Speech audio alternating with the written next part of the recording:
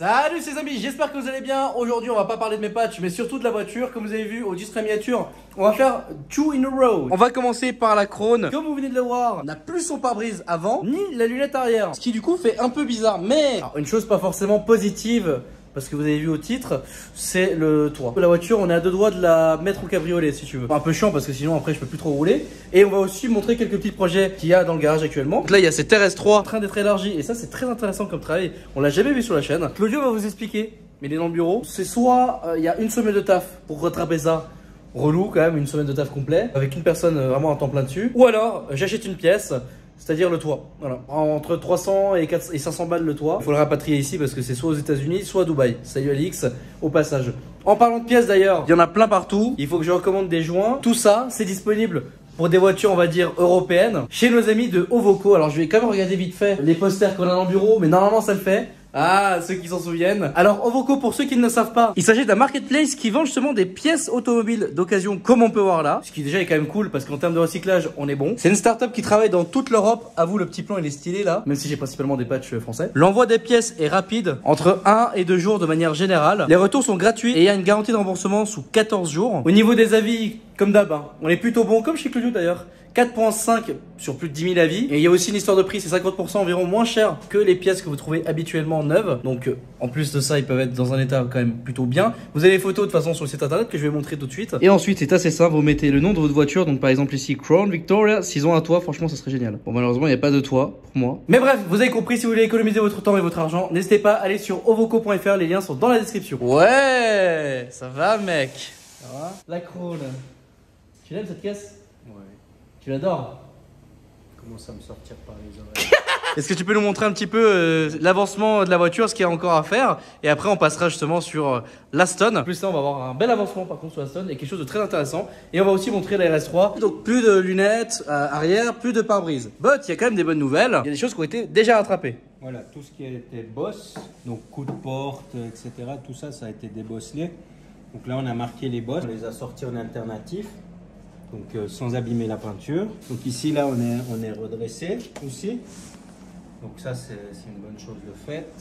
De nouveau, bah, tout ce qui était coup de porte et tout ça a été fait. Alors explique-nous, les Américains, chez Ford, ils sont ultra malins parce qu'en fait, ils mettent des pièces sur la voiture. En fait, ils font de la merde. Voilà. En fait, moi, j'ai de la peine à comprendre, c'est que on a ici une pièce, une moulure, on va dire, qui vient là. Et en fait, ce qu'ils font à l'usine, c'est qu'ils montent la moulure et ils font la peinture par après. Pour moi, la logique voudrait qu'on peigne la caisse complète, donc sous la moulure, et après qu'on vienne placer la moulure par-dessus. Pour éviter ce genre de choses, la peinture, en fait, qui s'écaille. Alors déjà, ce côté-là, en plus, ça a été déjà refait, donc ça va. Mais de l'autre côté, on peut voir l'état, en fait. Cette scie est de 2006, donc après 16 ans, voilà. Merci Ford.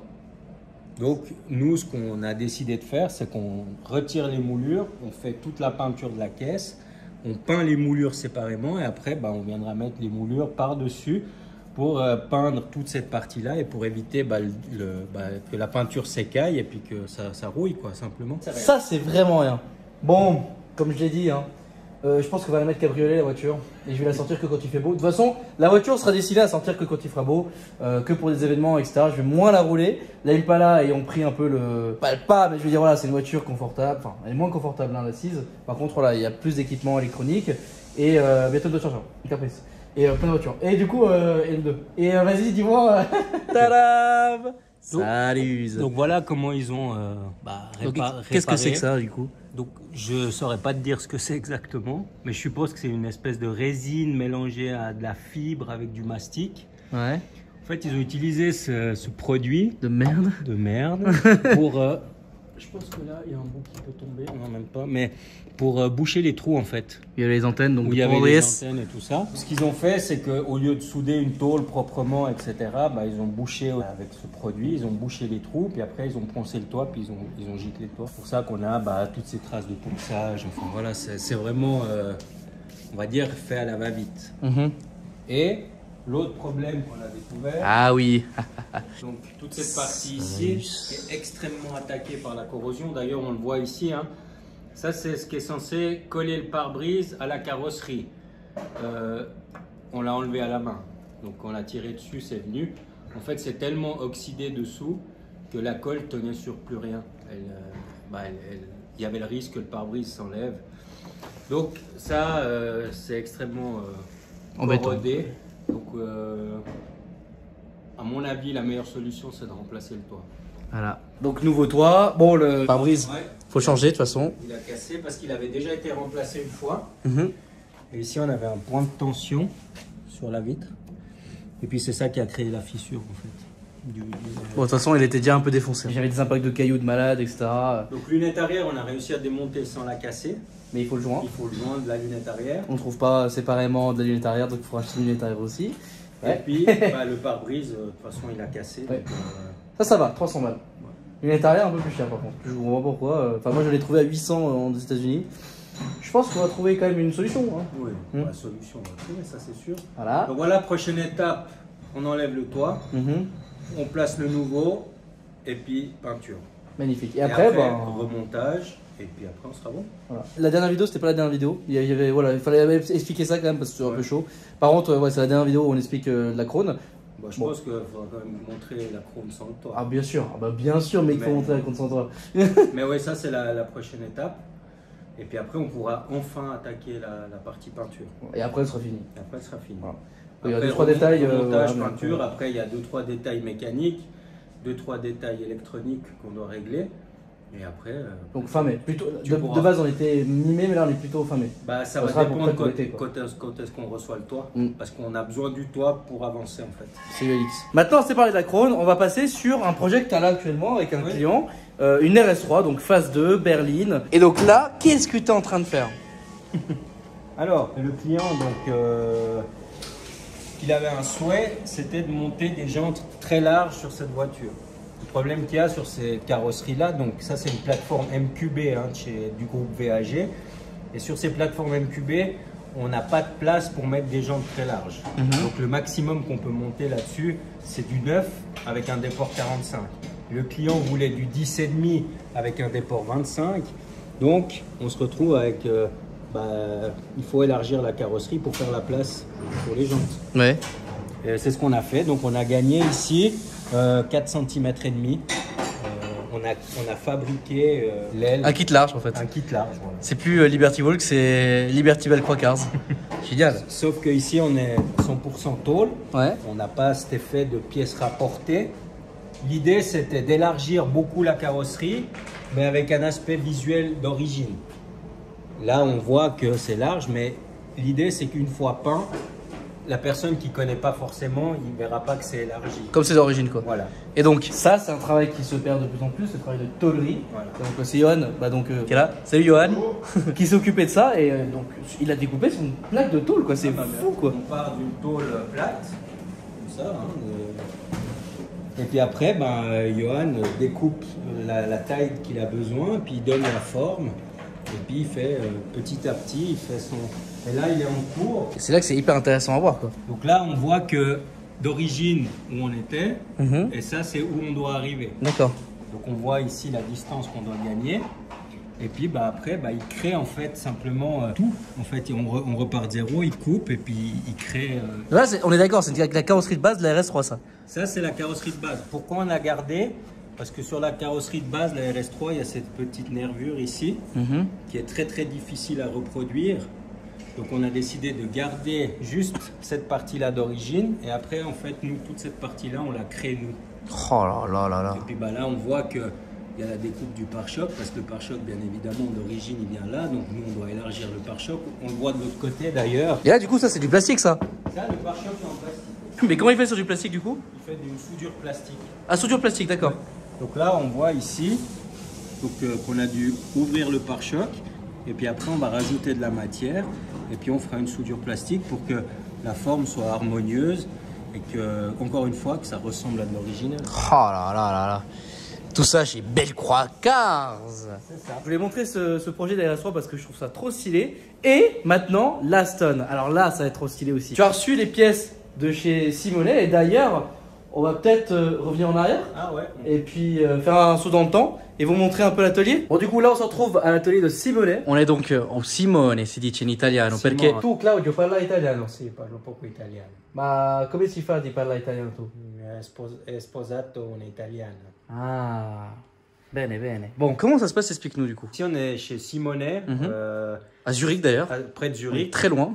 Ouais, assez loin. C'est le partenaire, c'est lui qui va s'occuper de réaliser toutes les pièces en carbone de l'Aston Martin.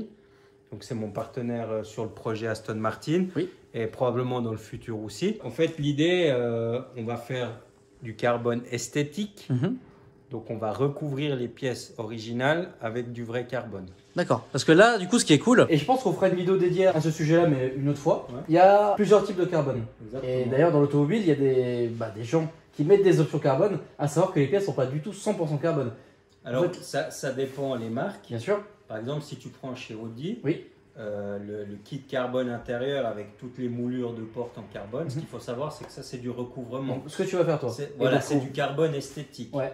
Par contre, si on parle du cas Aston Martin, par exemple, les coques de rétro chez Oui. Aston Martin, tu peux avoir... Ça, c'est la coque de rétro de l'Aston Martin, qui est ici en plastique. Ouais. Ça doit être de l'ABS, je pense. Tu peux avoir la même pièce... Donc ça freine bien. Tu peux avoir la même pièce chez Aston Martin en vrai carbone. Ok. Et là, pour le coup, c'est une vraie pièce en carbone, c'est pas du recouvrement. Nous, on cherche uniquement l'esthétique et pas le gain de poids. C'est vrai que quand sur une voiture, tu cherches un gain de poids, tu prends des vraies pièces en carbone. Nous, on cherche la partie seulement esthétique. Le D'accord. but, c'est que ça soit beau. Moi, gagner 20 grammes sur une coque de rétro, bah, ça va pas changer le comportement du véhicule ou quoi que ce soit. Donc là, c'est purement la partie esthétique. D'accord. Et donc, du coup, le carbone de base, ça ressemble à ça. En fait, voilà, le carbone, c'est un tissu, c'est une trame en fait, de fibre. C'est de la fibre de carbone. D'ailleurs, ça, c'est ce que tu tiens dans la main, c'est le carbone de chez Ferrari. Voilà. Là, bah, on voit que on a des différentes trames, hein, des dessins en fait. Donc là. Donc ça, c'est le matériau brut, si je peux dire. Voilà, ça c'est le tissu de carbone. En fait, simplement, c'est parce qu'il est plus facile à appliquer, parce qu'il est mou. Hein. Donc voilà, tu peux lui donner la forme que tu veux, etc. Donc ça, c'est la première étape. Et après, une fois qu'il est résiné, Donc là, il y a résine. Donc là, c'est donc là, il y a une ça résine. et il y a une résine par-dessus. Voilà, c'est le tissu avec la résine par-dessus. Et puis bah, là, on voit que ça devient dur comme du plastique. D'ailleurs, dans Sport Auto, on voit souvent le matériau brut de cette manière-là, en fait, à Exactement. l'intérieur des voitures de Parce course et que tout. eux, ils cherchent pas l'esthétique, ils cherchent le côté performance et gain de poids. Oui, Donc il est simplement résiné, puis après il est brut comme ça. d'accord. Donc voilà, ça. Et puis après, si tu veux voir une pièce finie, vernie, voilà, là on a une pièce qui est finie, qui est vernie. En fait, il n'y a que 3 étapes finalement. Bah, tu as la partie brute, après tu as la partie résine, et après tu as la partie finition. Bah, sur une pièce en carbone, la partie finition, c'est ce qui prend le plus de temps. D'accord. Parce que là, il faut vernir la pièce, la poncer, la revernir, la poncer, etc. Le nombre de fois qu'il faut pour arriver à un résultat comme ça. Tu m'as fait extrêmement rire parce que du coup, ici, on voit, vous avez vu aussi l'une des planches qui est là, c'est du carbone forgé. Alors explique-nous comment le carbone forgé marche parce que alors, franchement, ça m'a choqué. Le carbone forgé, c'est simplement des copeaux de fibres. Voilà, ça se présente comme ça. C'est des copeaux de fibres, donc c'est ça. Mais C'est des chutes en gros, voilà, c'est au bout là, ça. des chutes, voilà. La fibre de carbone. Et puis après, une fois qu'elle est imprégnée de résine, bah on a cet effet. Là, encore une fois, c'est brut, c'est pas verni, hein, c'est que de la résine. Oui, c'est comme ici là. Comme ici. Et là, on a le rendu. En fait, c'est purement esthétique, c'est pas forcément plus résistant quoi, comme matériau. Alors, après, c'est la finition. Ça, si tu veux, la pièce dessous, elle peut être en vrai carbone. Oui. Et puis après, la finition, l'aspect que tu veux donner à ta pièce, ça, c'est toi qui le détermines par ta fibre que tu appliques. Et donc, pour avoir des plus gros grains, bah là, on a différents. Donc là, c'est les petits. Ça c'est les moyens. Et après, ici, on voit, on a Là, c'est les plus gros. les copeaux qui sont plus grossiers.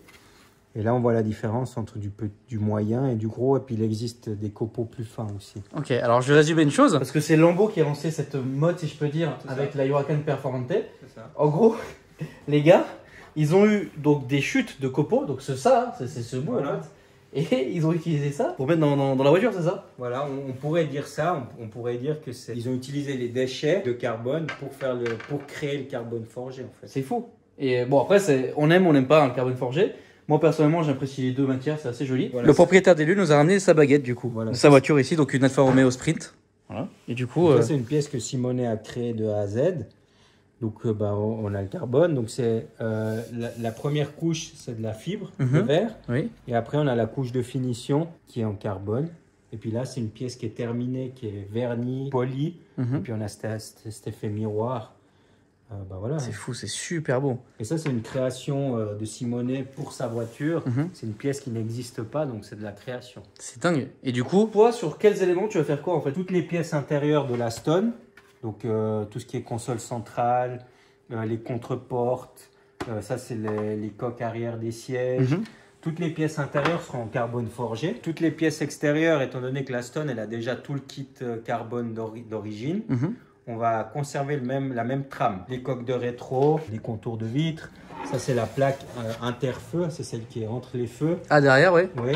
Donc tout ça va venir en carbone. Le diffuseur arrière et les ailettes de diffuseur vont venir en carbone. Et puis après, bah, il y aura le toit, où là, j'ai pas encore déterminé quelle fibre on allait utiliser, quel dessin de fibre, quelle trame. Ce qui est bien, c'est que vous verrez en fait, le résultat final. C'est ça qui est cool avec cette série, c'est que nous, on passionne comme des débiles pendant des mois. Puis bah, en fait, eux, ils voient la vidéo d'une traite, quoi. C'est absolument génial. Bon, du coup, on se retrouve à l'atelier. Et voilà, en fait, nous y sommes. Les pièces sont ici. Donc là, du coup, c'est les fameuses pièces forgées. Voilà, on se rend compte. Donc, Simonet a posé le carbone. Bah voilà, les pièces ont été recouvertes. Et puis là, on est en phase de finition. Et après, bah, Nathan s'occupera de les vernir pour lui donner la profondeur, comme je vous montrerai après sur le bas de caisse. Mais voilà, ça, c'est donc les pièces intérieures. Pour le moment, quand on le voit comme ça ressemble à pas grand-chose et ça fait un peu peur. Mais une fois fini, ça sera des miroirs. Petite palette, c'est fou. Et donc après, donc, les bas de caisse qui sont en carbone normaux. Et ça, c'est les pièces d'origine, donc Aston, comme on peut voir ici. Voilà. Et simplement, ce qu'on a fait sur les pièces d'origine, c'est qu'on les a poncées pour les revernir, pour leur donner un effet de neuf.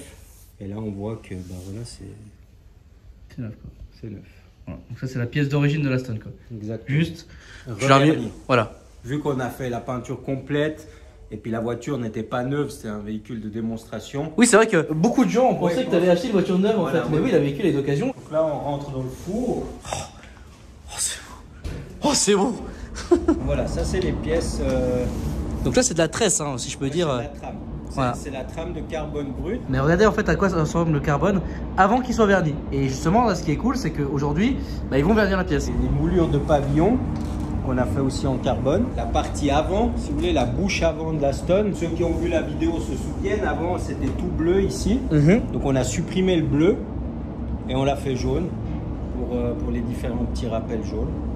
Donc ça c'est une pièce en carbone, ça c'est une pièce d'origine Aston. Et le toit, regardez, donc ça c'est fou parce que c'est vraiment... En fait il y a vraiment un relief. L'effet relief on l'aura plus après. Oui justement ouais. Mais là de base on a l'effet relief et c'est assez marrant de voir comment ça fonctionne. En tout cas il a vraiment bien bossé Simonet. Oui, Simonet a fait du super travail et bah, là on va maintenant appliquer les couches de vernis pour donner l'effet de brillance qu'on recherche. Donc c'est pas la même trame, c'est voulu, hein. C'est moi qui ai choisi cette trame parce que je trouvais que pour le toit, il fallait un petit peu... plus brut. Voilà, sortir de l'ordinaire et je trouvais ça intéressant. Puis là, on a toutes les pièces aussi. Ça, c'est les ailettes du diffuseur arrière. Ouais. Donc, vous vous demandez sûrement pourquoi c'est bleu. Parce qu'en fait, là, on vernit 3 couches. Après, on reponce les pièces. Nathan, il fera le liseré jaune ici. D'accord. Donc, le même jaune qu'on a ici. Oui. On va le retrouver ici sur la tranche. Et après, on revernit les pièces. Alors, les rappels jaunes, on va le voir parce qu'après, là, on est à la carrosserie Velcro Cars. Après, on va retourner au garage et vous verrez la voiture. Bon, Alex. Ouais, fortiori, Alex peintre. Alex le peintre. Reconversion professionnelle. Nathan m'a proposé de gicler une de tes pièces. Donc, il se peut qu'une de tes pièces de ta voiture fasse la gueule. Je remets mes chaussures aussi? Bah oui, ouais. Je vais avoir des Yeezy vernis, moi. J'ai l'impression d'être un pilote. Comme ça? Bah oui. À ce point-là? What? Tu dois attacher en bas. Ok. Puis après, tu fais juste ça. Tu mets ton coin. Ça? Voilà. Bon gosse. Bon bah salut. Du coup là tu dois faire quoi? Ça c'est un pistolet antistatique si tu veux. En gros tu le branches, ça va servir à souffler, tu vois, je vais souffler. Je vais passer ma pâte grasse partout. Ouais. Et puis après en fait je souffle juste avec ça, puis ça enlève le statisme de la pièce. Parce que le statisme c'est le pire pour les grains. Ça a l'air simple, mais c'est pas si simple. Bah c'est pour ça que c'est un métier. Voilà. Mais c'est pas compliqué au final, une fois que t'as compris le truc. Et toi tu veux me faire une pièce après? Ouais. Oh, alors les gars vont bien rigoler là. Pas Claudio par contre. Lui je pense qu'il est en PLS. Je contrôle ma pression.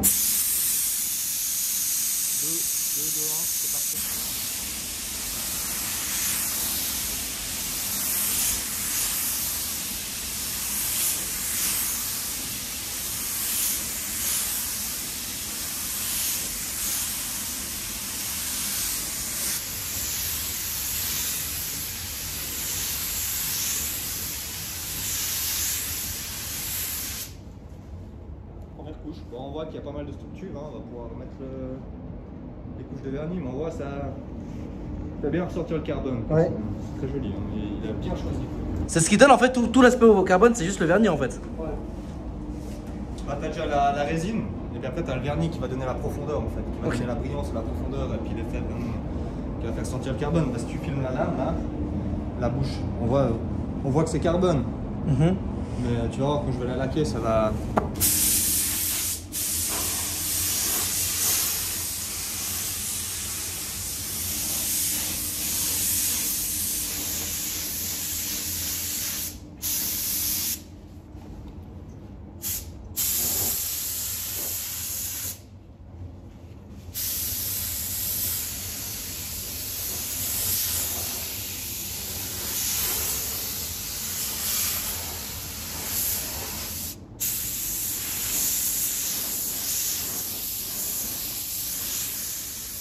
On voit la différence de teinte entre les deux, les amis. Regardez vraiment la différence entre là et là. C'est vraiment incroyable.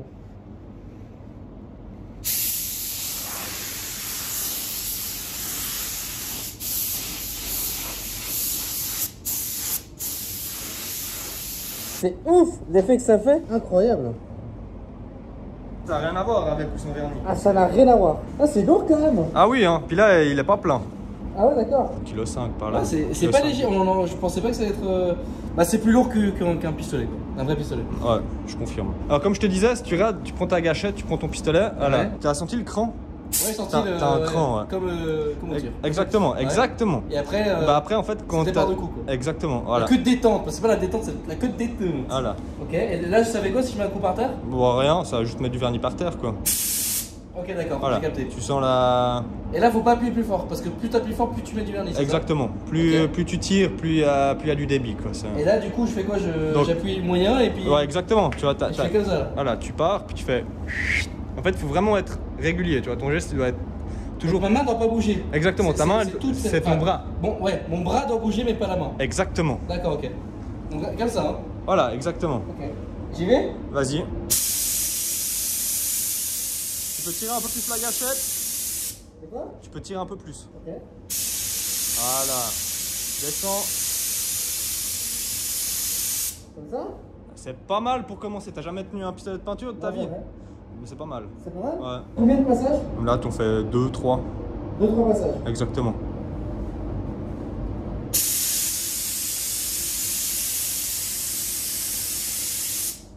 Comme ça? Ouais, ça a l'air pas mal. On va voir. T'as mis un peu de vernis. Ah ouais, c'est pas mal. Bon, ben, c'est quand tu veux que tu viens faire l'apprentissage. Allez, enchanté, nouveau pain. Ah, exactement. Nouveau pain de chez Belle Croix-Car. Tiens, Merci, je te vends mec. ça. Je t'en prie. Bon, et nous voilà au garage. Et d'ailleurs, ça marche bien les affaires. T'achètes des nouvelles voitures. T'imagines le mec? Non, c'est les voitures de clients. D'ailleurs, celle-ci, on la présentera bientôt quand elle sera terminée. Le RSQ3 qui est ici aussi.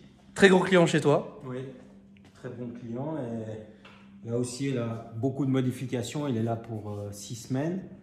Donc, on a pas mal de choses à faire dessus. Et bien sûr, l'Aston Martin. Bon, qui fonctionne à l'aide voilà. Donc, elle fait un cheval, la voiture. Bon. Il y a 3 jeux de jantes prévus sur la voiture.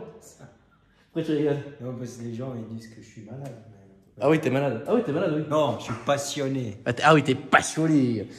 Donc, bon, ça, c'est un jeu de jantes. Rotiforme, du coup. Voilà. Donc ça, c'est... Mais Claudio, t'as une marque de jante. Pourquoi tu prends le rotiforme? J'explique aux gens. J'ai eu une opportunité sur ce set de jantes. Donc, c'est pas moi qui ai choisi. La config, ils étaient comme ça. C'était pour une Porsche. J'ai pu les récupérer à bon prix. Et je me suis dit, pour rouler tous les jours, ces jantes feront très bien l'affaire. Il y aura un set de ma marque, ce design. Ok, ce designer. Donc, en 21 pouces. Donc, avant-arrière. Et il y aura un autre set de ma marque en 21 et 22 à l'arrière. Mais exclusif pour cette voiture. Exclusif pour cette voiture, le design va rester secret jusqu'à qu'elle soit montée. Jusqu'au review. Voilà. Mis à part ces jantes, toi là, les suspensions sont où? Alors, les suspensions devraient arriver semaine prochaine. Ok. Donc, comme ça, on va pouvoir remonter, remettre la voiture sur ses roues, faire les derniers réglages, ajustements pour la suspension.